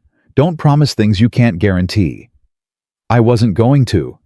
She looked at him, then surprise flickering across her tired face. "What were you going to say?" Caleb was quiet for a moment. "I was going to say that you're the strongest person I've ever met, that your daughter is braver than men twice her age, and that whatever happens next, you should be proud of what you've done." Clara's eyes glistened. "What I've done is put my child in danger. What you've done is fight for justice, for your husband's memory, for your daughter's future." Caleb held her gaze. "That's not something to be ashamed of. And if we fail, then we fail fighting, but at least we don't fail hiding." Clara was silent for a long moment. When she spoke again, her voice was steadier. "Samuel used to say something like that. He said the only real failure was giving up." A ghost of a smile touched her lips. "You would have liked him." "I think I would have." "He would have liked you too." Clara's hand briefly touched his. "He would have trusted you, and he didn't trust easily." Before Caleb could respond, Adelaide's voice cut through the darkness. "Camp's just ahead. I'll check if it's clear." She disappeared into the shadows. Minutes later, a lantern flickered in the distance, signaling safety. They'd made it. For now. The mining camp was rough, but serviceable. Adelaide had already started a fire in the largest building's stone fireplace by the time they got Ezra settled. Hope woke briefly, looked around with bleary eyes, then curled up on a bedroll near the warmth. "We need to talk strategy," Adelaide said once everyone was settled. "Denver's still 4 days out and Kane knows we're coming." "How can you be sure?" Clara asked. "Because he always knows. That's what makes him dangerous." Adelaide spread a map across the floor, weighing down the corners with stones. "The main roads will be watched, but there's another way. Through the mountain passes. Harder, slower, but virtually invisible." Caleb studied the map. "Those passes are treacherous in winter. One wrong step, and we go over a cliff. Better a cliff than Kane's men. There has to be another way." "There isn't." Adelaide's voice was hard. "I've been running from these people for 2 years, Thornton. I know every road, every trail, every hiding place between here and California. This is the only route that gives us a chance." Clara knelt beside the map, her finger tracing the mountain route. "What about Hope? She's just a child. Those passes would be hard enough for grown men." "Your daughter is stronger than you think," Adelaide replied. "I've seen what she can do, what she knows." "You've known her for a few hours. Long enough to recognize a gift." Adelaide looked at Clara steadily. "My grandmother was Cherokee. She had the sight too. I know what it looks like, what it costs." Clara's expression shifted. "Your grandmother died when I was 10, but she taught me to recognize truth when I see it. Your daughter has a purpose, Mrs. Weston, a role to play in bringing these men down. You can protect her or you can prepare her. You can't do both." The words hung in the air, heavy with uncomfortable truth. Clara rose abruptly, moving to check on Hope. Adelaide watched her go, then turned to Caleb. "I said something wrong." "You said something true. Sometimes that's worse. Her husband died because of this. I understand her fear." "Understanding isn't the same as feeling." Caleb kept his voice low. "She's spent 14 months believing she lost Samuel to an accident. Now she knows it was murder. Now she's running for her life with a wounded man and a child who sees things that shouldn't be possible. Give her time." Adelaide nodded slowly. Time's the one thing we don't have much of. Then we make do with what we've got. Morning came with bitter cold and clear skies. They ate a sparse breakfast, checked the horses, and prepared to move. Ezra was stronger today, able to sit up on his own, though his face remained gray with pain. "I'll slow you down," he said, as Caleb helped him into the wagon. "Should leave me here. Come back when it's safe." "Not a chance." "Thornton, you promised Samuel you'd protect his family. I'm holding you to that promise." Caleb settled Ezra against the grain sacks. "You don't get to give up now." The old man's eyes glistened. "Stubborn fool? Takes one to know one." They set off as the sun cleared the eastern peaks. Adelaide led them off the main trail within an hour, onto a narrow path that climbed steadily into the mountains. The going was slow, treacherous, exactly as Caleb had feared, but Hope seemed to sense the danger before it appeared. "Stop!" she would say suddenly, and moments later, loose rocks would tumble from above. "Go left," she would whisper, and the right path would crumble away beneath their weight. By midday, even Adelaide was looking at the child with something close to awe. "How does she do it?" "I don't know," Clara admitted. "I've stopped questioning and started listening." "Smart." Adelaide shook her head. "My grandmother always said the sight was a gift from the land itself, that some people are born connected to something older, deeper. Maybe that's what your daughter has. Or maybe she's just a frightened child trying to make sense of a senseless world. Maybe both." Adelaide smiled grimly. "The two aren't mutually exclusive." They reached a narrow ridge by late afternoon. The path here was barely wide enough for the wagon, with a sheer drop on one side and a rock wall on the other. Caleb dismounted, leading his horse on foot, every step deliberate. "Easy," he murmured. "Easy now." They were halfway across when Hope screamed. Caleb spun around. The wagon had stopped. Clara was standing on the seat, rifle raised, aimed at something behind them. "Don't move, Thornton." The voice came from the rock wall. A man emerged from a hidden crevice, pistol drawn. Then another. Then three more. And behind them, stepping out of shadow like a nightmare made flesh, was a man Caleb had never seen before. Average height, average build. Nothing remarkable about him at all. Except his eyes. They were pale gray, almost colorless, and they held nothing. No anger, no fear, no humanity. Just cold, calculating emptiness. "Marshal Thornton," the man said pleasantly. "Or should I say former Marshal Thornton. We meet at last." Silas Kane. Caleb's hand moved toward his revolver. "I wouldn't." Kane gestured casually, and his men's weapons clicked in unison. "You're fast. I've heard the stories, but not faster than 5 bullets. What do you want?"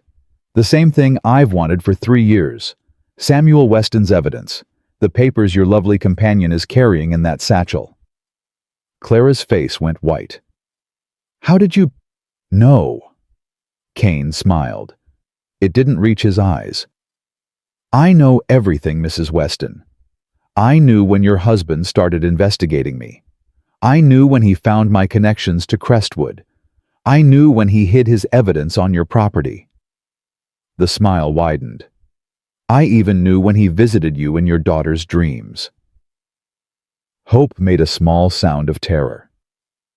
"Ah, yes, the child." Kane's colorless gaze shifted to her. "The one who sees truth. Your husband's final gift to the world." He tilted his head, studying her like a specimen under glass. "She's the real prize, you know. The evidence can be destroyed, but a child who can see the future, that's invaluable. You stay away from her." Clara's voice shook with fury. "Or what? You'll shoot me." Kane spread his arms. "Go ahead. My men will kill you all before my body hits the ground, including your precious daughter." Silence fell, broken only by the wind and Hope's quiet crying. Caleb's mind raced. 5 men plus Kane. No cover. No room to maneuver. Clara had the rifle, Adelaide had her pistol, but they were outgunned and outpositioned. He needed time, needed Cain talking. "You've gone through a lot of trouble to find us," Caleb said slowly. "Following us through the mountains, waiting in ambush. Why not just kill us at the trading post or the mining camp?" Cain's eyebrow rose slightly. "Because I wanted to meet you, Marshal. Face to face, man to man." He took a step closer. "Do you know how close you came to catching me 5 years ago? Another day, maybe 2, and you would have had me. But I didn't. No, you didn't." Cain's smile turned cruel. "Because I gave you something better to chase, a false lead, a phantom trail, and while you were running in circles, your wife and daughter—" Caleb's vision went red. His hand moved before his mind could stop it. The gunshot was deafening. Cain staggered back, clutching his shoulder. Blood seeped between his fingers. His men opened fire. Caleb dove behind a boulder as bullets sparked off stone around him. He heard Clara scream, heard Adelaide return fire, heard the chaos of combat in a space too small for escape. "Hope!" Clara's voice rose above the gunfire. "Hope, get down!" Caleb peered around the boulder. 2 of Cain's men were down. Adelaide had taken cover behind the wagon, trading shots with a third. Clara was shielding Hope with her body, the rifle useless at this range. And Cain was gone. "Where is he?" Caleb shouted. "Where did he go?" Adelaide didn't answer. She was too busy trying not to die. Caleb made a decision. He broke from cover, running toward the wagon, firing as he went.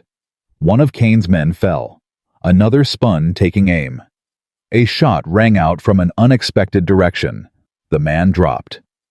Ezra stood in the wagon bed, pistol smoking, his wounded arm braced against the sideboards. "Still got some fight left," the old man said grimly. "Now go find that snake." Caleb ran. The path beyond the ridge descended into a narrow canyon. Cain couldn't have gone far, not with a bullet in his shoulder. Caleb found blood drops in the snow, a clear trail leading deeper into the rocks. He followed. Around a bend, the canyon opened into a small clearing. Cain stood in the center, his back to a sheer cliff face, nowhere to run. "Impressive," Cain said, his voice strained with pain. "You're everything the stories said." Caleb raised his revolver. "It's over." "Is it?" Cain laughed, a wet, ugly sound. "You think killing me changes anything? I'm one man Thornton, one piece of a machine that spans the entire West. Cut off the head, and another grows back. Then I'll cut that one off too." "Will you?" "For how long? A year? 2 forever." Cain's colorless eyes glittered. "You can't protect them forever.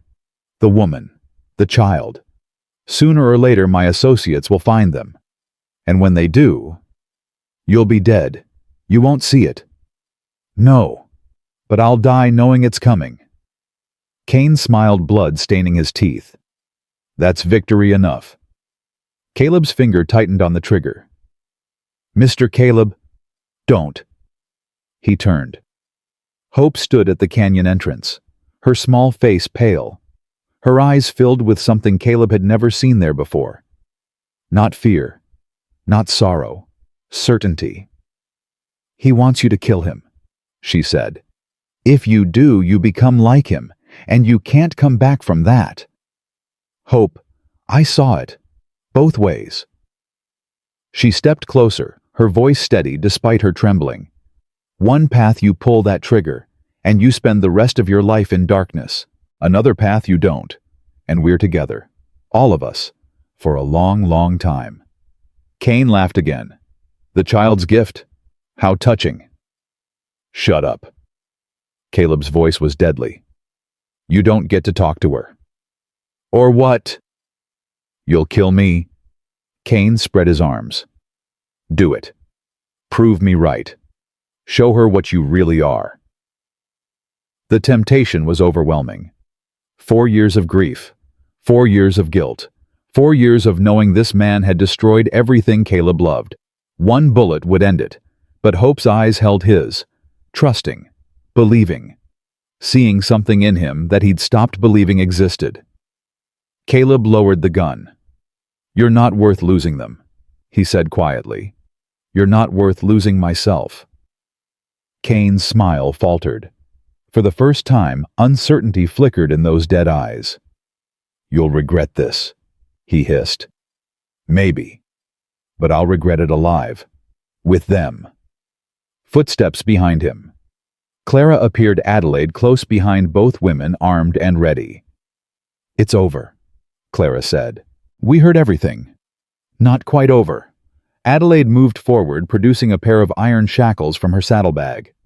"Silas Kane, you're under arrest for the murders of Thomas Shaw, Samuel Weston, and God knows how many others. You'll face trial in Denver, and then you'll hang." Kane's expression went blank. The calculating mind behind those colorless eyes was already working, already planning, already searching for escape.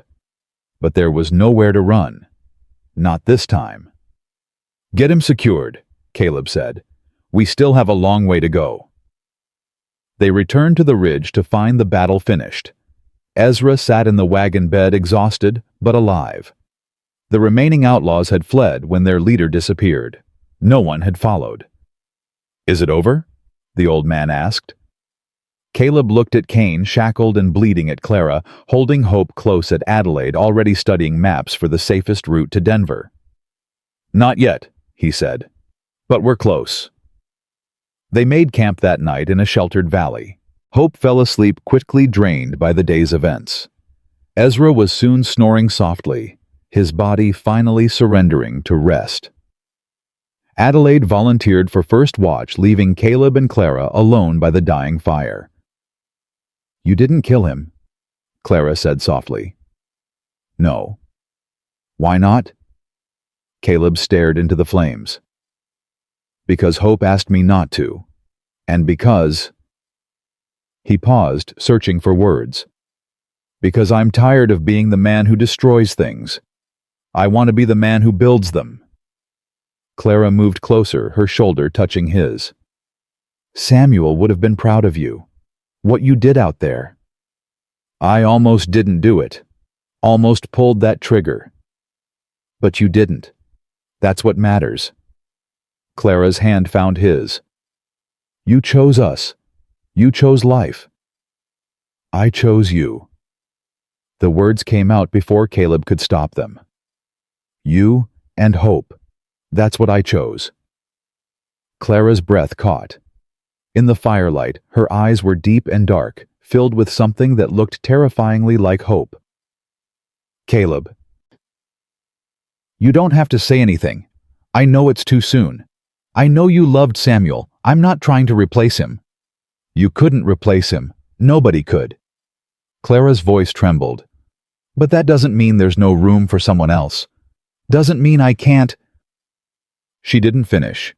Instead, she leaned into him, her head resting against his shoulder. They sat like that for a long time, watching the fire die, holding on to each other against the cold. Tomorrow would bring more danger, more uncertainty, more battles to fight. But tonight, for the first time in 4 years, Caleb Thornton didn't feel alone. And that, he realized, was worth more than revenge could ever be. Denver rose from the plains like a promise. 4 days of hard travel through mountain passes, sleeping in shifts, watching Kane every moment. 4 days of tension wound so tight that Caleb felt it might snap at any second. But they'd made it. Adelaide led them through the city's back streets, avoiding the main thoroughfares where Crestwood's associates might be watching. The federal courthouse loomed ahead, its stone facade solid and imposing. "Judge Hollister's chambers are on the 2nd floor," Adelaide said. "I sent word ahead through a contact I trust. He's expecting us." "And if your contact was wrong?" Clara asked. "If Hollister's been compromised too?" "Then we're dead." Adelaide's voice was flat. "But Thomas trusted Hollister. Samuel trusted Hollister. At some point we have to believe in something." Kane laughed from the back of the wagon where he sat shackled between 2 federal deputies Adelaide had recruited. "Belief?" he said mockingly. "The last refuge of the desperate." "Shut up." Caleb didn't bother looking at him. "You've said enough." "Have I? I haven't even started." Kane's colorless eyes found Hope, who sat pressed against her mother's side. The child knows what's coming. Don't you, little one, you've seen it. The truth they don't want to hear. Hope's face went pale. Don't listen to him, Mama. What truth? Clara's voice sharpened. What is he talking about? Nothing. Hope's small hands clenched in her lap. He's lying. He's always lying. Am I? Kane smiled. Ask her about the fire, Mrs. Weston. Ask her what she saw in her dreams last night. Clara turned to her daughter. Hope. The girl's chin trembled. I didn't want to say. I didn't want to scare you. Tell me. Hope's eyes filled with tears. The courthouse. I saw it burning, and there were men inside, waiting for us. The words hit like a physical blow. Adelaide pulled her horse to a stop. How many men? I don't know. A lot. They knew we were coming. Hope looked at Caleb, her face crumpling. I'm sorry. I should have said something sooner. I wanted so badly for it to be over. Caleb's mind raced. If Kane's associates had infiltrated the courthouse, walking in the front door was suicide. But turning back meant giving up everything they'd fought for. Is there another way in? He asked Adelaide. A back entrance. Service door on the east side, used for deliveries. Adelaide's expression was grim. But if they're expecting us at the front, not the back. Caleb turned to Clara. Take Hope and Ezra to the hotel on 5th Street. Adelaide mentioned it earlier. Wait there. No. Clara's voice was fierce. We stay together. Clara.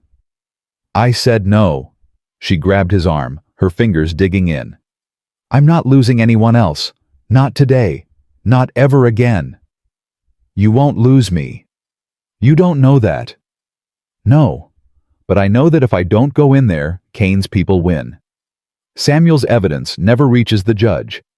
Your husband died for nothing. Caleb covered her hand with his. I can't let that happen. I won't. Clara's eyes searched his face. Whatever she saw there made her release her grip. Come back to me, she whispered. Promise me. I promise.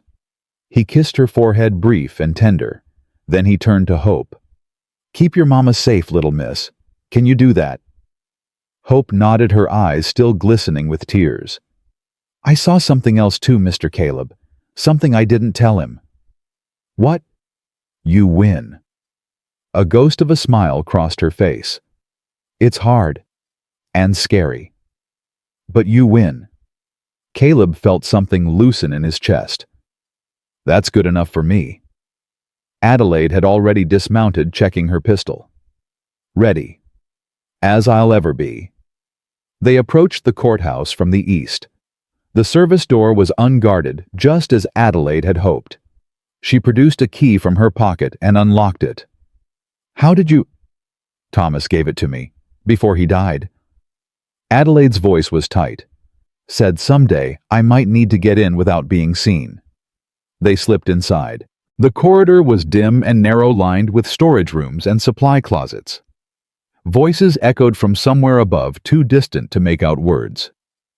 Hollister's chambers are on the 2nd floor, Adelaide whispered. We'll need to get past the main hall. They moved quietly, hugging the walls, avoiding open doorways. The building felt wrong somehow. Too quiet. Too still. Caleb's hand rested on his revolver. They reached the stairwell without incident. Adelaide started up, Caleb close behind. Halfway to the 2nd floor, a floorboard creaked. Adelaide froze. Caleb pressed himself against the wall. Footsteps above. Heavy. Deliberate. Coming closer. Someone's there, a voice called. Check the stairs.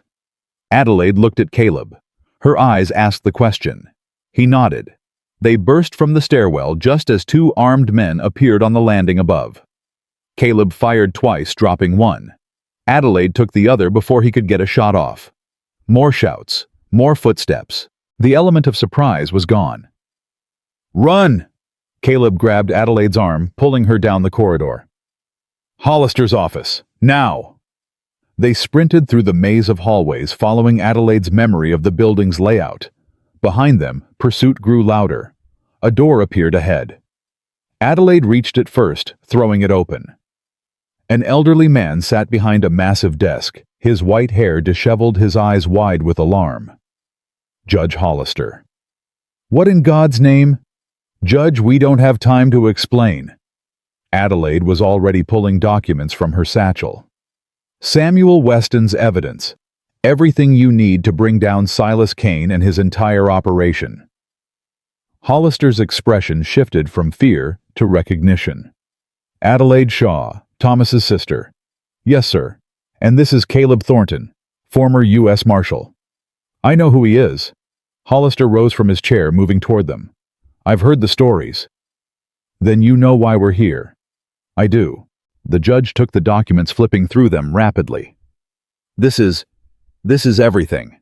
Financial records, witness statements, photographs. His voice trembled. Samuel Weston was a hero. He was. And he died because of what's in those papers. Caleb positioned himself near the door, listening to the chaos outside.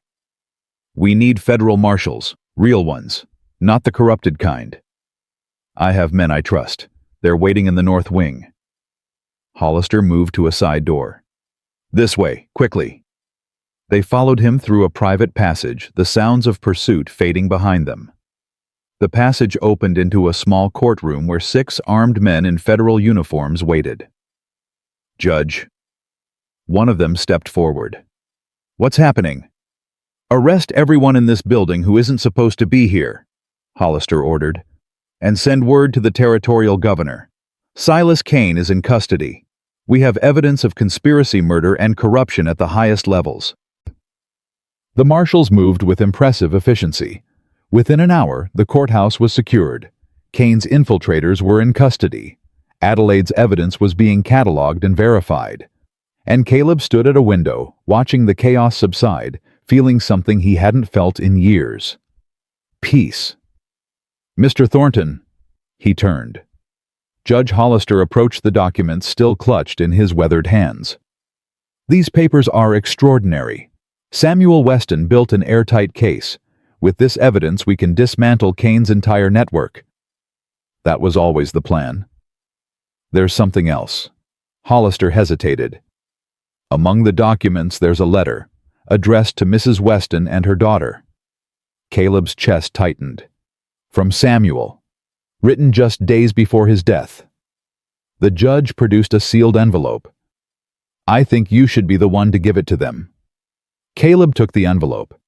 It was lighter than he'd expected, just paper and ink. But it felt like it weighed 1,000 pounds.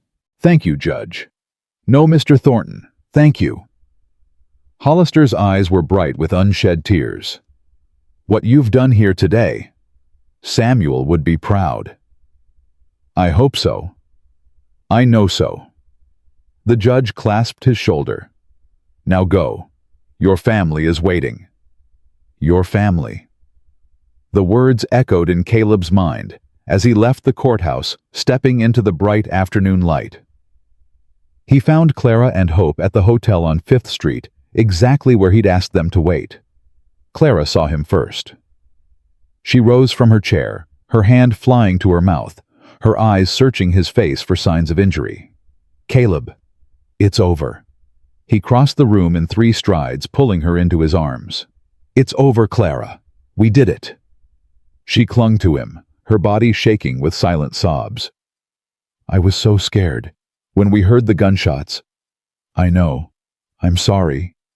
Don't be sorry. Just be alive. She pulled back her hands, framing his face. You're really alive. Really alive. Hope appeared beside them, her small face radiant with relief. I told you, Mama. I saw it. He was always going to come back. Caleb knelt down, opening his arms. Hope threw herself into them without hesitation. Thank you, he whispered against her hair. For believing. For seeing. Thank you for listening. She pulled back, her old young eyes meeting his. Nobody ever listened before. Not really. I'll always listen, I promise. Clara joined them, and for a long moment, the 3 of them simply held each other. a family forged through fire and fear and faith. Finally, Caleb remembered the envelope in his pocket. There's something else. He produced Samuel's letter. Judge Hollister found this among the documents. It's from Samuel. Clara's breath caught. Her hands trembled as she took the envelope. Should we read it now? That's up to you. Clara looked at Hope. The girl nodded solemnly. With shaking fingers, Clara broke the seal. The letter was 2 pages written in Samuel's careful handwriting. Clara read aloud, her voice breaking at every line. My dearest Clara and Hope, if you're reading this, then I've gone to be with the Lord. Please don't grieve too long. I knew the risks when I started this journey, and I accepted them because some things are worth dying for. Truth. Justice. The future I wanted to give you both. Clara, you are the strongest woman I have ever known. Don't let my death make you weak. Let it make you stronger. Raise our daughter to know right from wrong. Teach her to fight for what matters, and when the time comes, let yourself love again. I want that for you. I need you to promise me that. Hope, my little dreamer. You have a gift that most people will never understand. Don't be afraid of it. Don't hide from it. The things you see are real. The things you feel are true. Trust yourself. Always. I love you both more than words can say. Watch for me in the stars. I'll be watching for you. Forever yours, Samuel. Silence fell. Clara pressed the letter to her chest, tears streaming down her face. Hope leaned against her mother, crying softly. Caleb stood apart, feeling like an intruder on their private grief. But Clara reached for him, pulling him close. He knew, she whispered. He knew you'd come. Somehow he knew. Clara? He told me to love again. In his letter, he told me to let myself... Her voice broke. He gave me permission, Caleb. He wanted me to find you. You don't know that. I do. Clara's eyes, bright with tears, met his. Hope knew you were coming before you arrived. Samuel knew I'd need someone after he was gone. Maybe the people who love us see further than we think. Caleb had no answer for that. No words that could capture what he felt. So he simply held her. Held them both. Let the tears fall. And for the first time in 4 years, he didn't feel like he was drowning. The trial of Silas Cain began 3 weeks later. Caleb testified for 2 full days, laying out everything he knew about Cain's operations, his connections to Crestwood, his role in the deaths of Samuel Weston and countless others. Adelaide testified too. So did Ezra, recovered enough to travel his voice steady as he recounted years of investigation and near misses. But it was Clara's testimony that changed everything. She stood before the packed courtroom. Samuel's evidence spread across the prosecution's table, and she spoke about her husband, about the man he'd been, the father, the agent, the hero. Samuel Weston died because he believed the truth mattered, she said, her voice ringing clear. He died because he refused to look away when powerful men did evil things, and he died believing that someday justice would prevail. She turned to face Cain directly. Today, it does. The jury deliberated for less than 2 hours, guilty on all counts. Cain was sentenced to hang. As they led him from the courtroom, he caught Caleb's eye. For a moment, something flickered in that colorless gaze. Fear, maybe, or rage. Then it was gone, replaced by that empty, calculating stare. This isn't over, Thornton, Cain called. Men like me don't die. We just become legends. Maybe, Caleb replied quietly, but legends can't hurt anyone. Cain disappeared through the courtroom doors, and Caleb never saw him again. Spring came early that year. Caleb stood on the porch of a small cabin watching Hope run through wildflowers that had somehow survived the winter. Clara worked in the garden nearby, her dark hair loose around her shoulders, her hands deep in rich Colorado soil. They'd come to Caleb's family ranch 3 weeks after the trial, the place where Margaret and Rosie were buried, the place Caleb had sworn he'd never return to. But Hope had asked, had seen it in one of her dreams, had insisted that this was where they needed to be. The sad place, she'd called it. But it doesn't have to stay sad, it can be happy again. So they'd come. And slowly, painfully, it was becoming true. Mr. Caleb. Hope came running toward the porch, clutching something in her small hands. Look what I found. She held up a cluster of wildflowers, purple and yellow and white, tangled together like they'd grown that way. They were by the stones, she said softly. The stones where your wife and daughter sleep. I thought maybe... She hesitated. Maybe they'd like if we put these in the house, so they know we're taking care of things. Caleb's throat tightened. He knelt down, taking the flowers gently. I think they'd like that very much. Hope beamed. Mama says dinner's almost ready. She says you need to wash up or you'll get the look. The look. You know, the one where she's pretending to be mad but she's really just worried. Caleb smiled. I know that look well. I like it when she gives you that look. Hope leaned closer, whispering conspiratorially. It means she loves you. Does it now? I can tell. She straightened up, suddenly serious. Mr. Caleb, can I ask you something? Anything. Are you going to marry Mama? The question hung in the air. Caleb looked toward the garden where Clara was brushing dirt from her hands, turning toward the cabin. Her eyes found his across the distance, and she smiled, that smile. Would that be okay with you? He asked Hope. If I did. More than okay. The girl's old young eyes sparkled. I saw it, Mr. Caleb, a long time ago, even before you came. I saw us together. A family. What else did you see? A brother. Hope grinned. But don't tell Mama yet. She doesn't know. Caleb laughed, the sound surprising him. How long had it been since he'd laughed like that? Too long. Far too long. Clara reached the porch, wiping her hands on her apron. What's so funny? Nothing. Caleb stood, offering her the wildflowers. Hope found these. Thought we should put them in the house. Clara's expression softened as she took the flowers. They're beautiful. She looked at her daughter. Where did you find them? By the graves, where Rosie and Margaret sleep. Hope's voice was matter-of-fact. They want us to be happy, Mama. I can feel it. Clara's eyes glistened. She pulled Hope close, pressing a kiss to her dark hair. Then we will be. Clara looked at Caleb over her daughter's head. We'll be happy, for them, and for us. That evening after dinner, after Hope had gone to bed with stories and songs, Caleb and Clara sat together on the porch. The stars were brilliant overhead, scattered across the sky like diamonds on black velvet. Samuel's letter, Clara said softly. He told me to love again. I remember. I wasn't sure I could, after everything, after losing him the way I did. She turned to face Caleb. But then you came, out of a storm, carrying Ezra, looking like you'd lost everything but didn't know how to stop fighting. I had lost everything.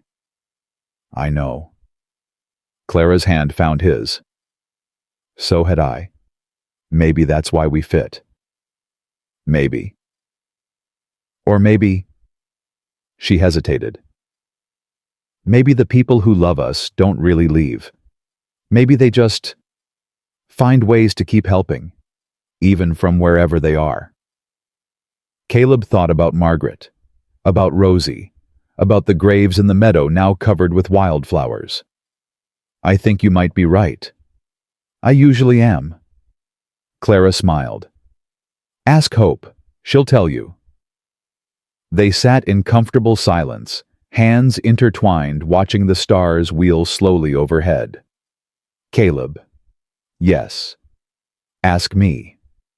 His heart stuttered. Ask you what? You know what. Clara's eyes were bright in the starlight. Hope already told me she gave you permission. Said you'd been thinking about it all day. That girl sees too much. She sees exactly enough. Clara squeezed his hand. So ask me. Caleb turned to face her fully. This woman who had held a shotgun on him the night they met. Who had trusted him with her daughter, her secrets, her heart. Who had walked through fire and come out stronger on the other side. Clara Weston, he said slowly, will you marry me? Her answer was a kiss. Deep and true and tasting of tears and hope and something that felt remarkably like forever. When they finally pulled apart, Clara was laughing and crying at the same time. Yes, she whispered. 1,000 times yes. From somewhere inside the cabin, Hope's voice drifted through an open window. Finally, I've been waiting forever for you two. Clara buried her face in Caleb's shoulder, her body shaking with laughter. He held her close, feeling lighter than he had in years. I love you, he said. Both of you. More than I knew I could. I love you too. Clara lifted her head, her eyes meeting his. And Samuel loves you. For giving us this. For being brave enough to start over. We started over together. Yes. She kissed him again, soft and sweet. Together. Above them the stars burned on, and somewhere in that vast and endless sky, Caleb could have sworn he heard laughter.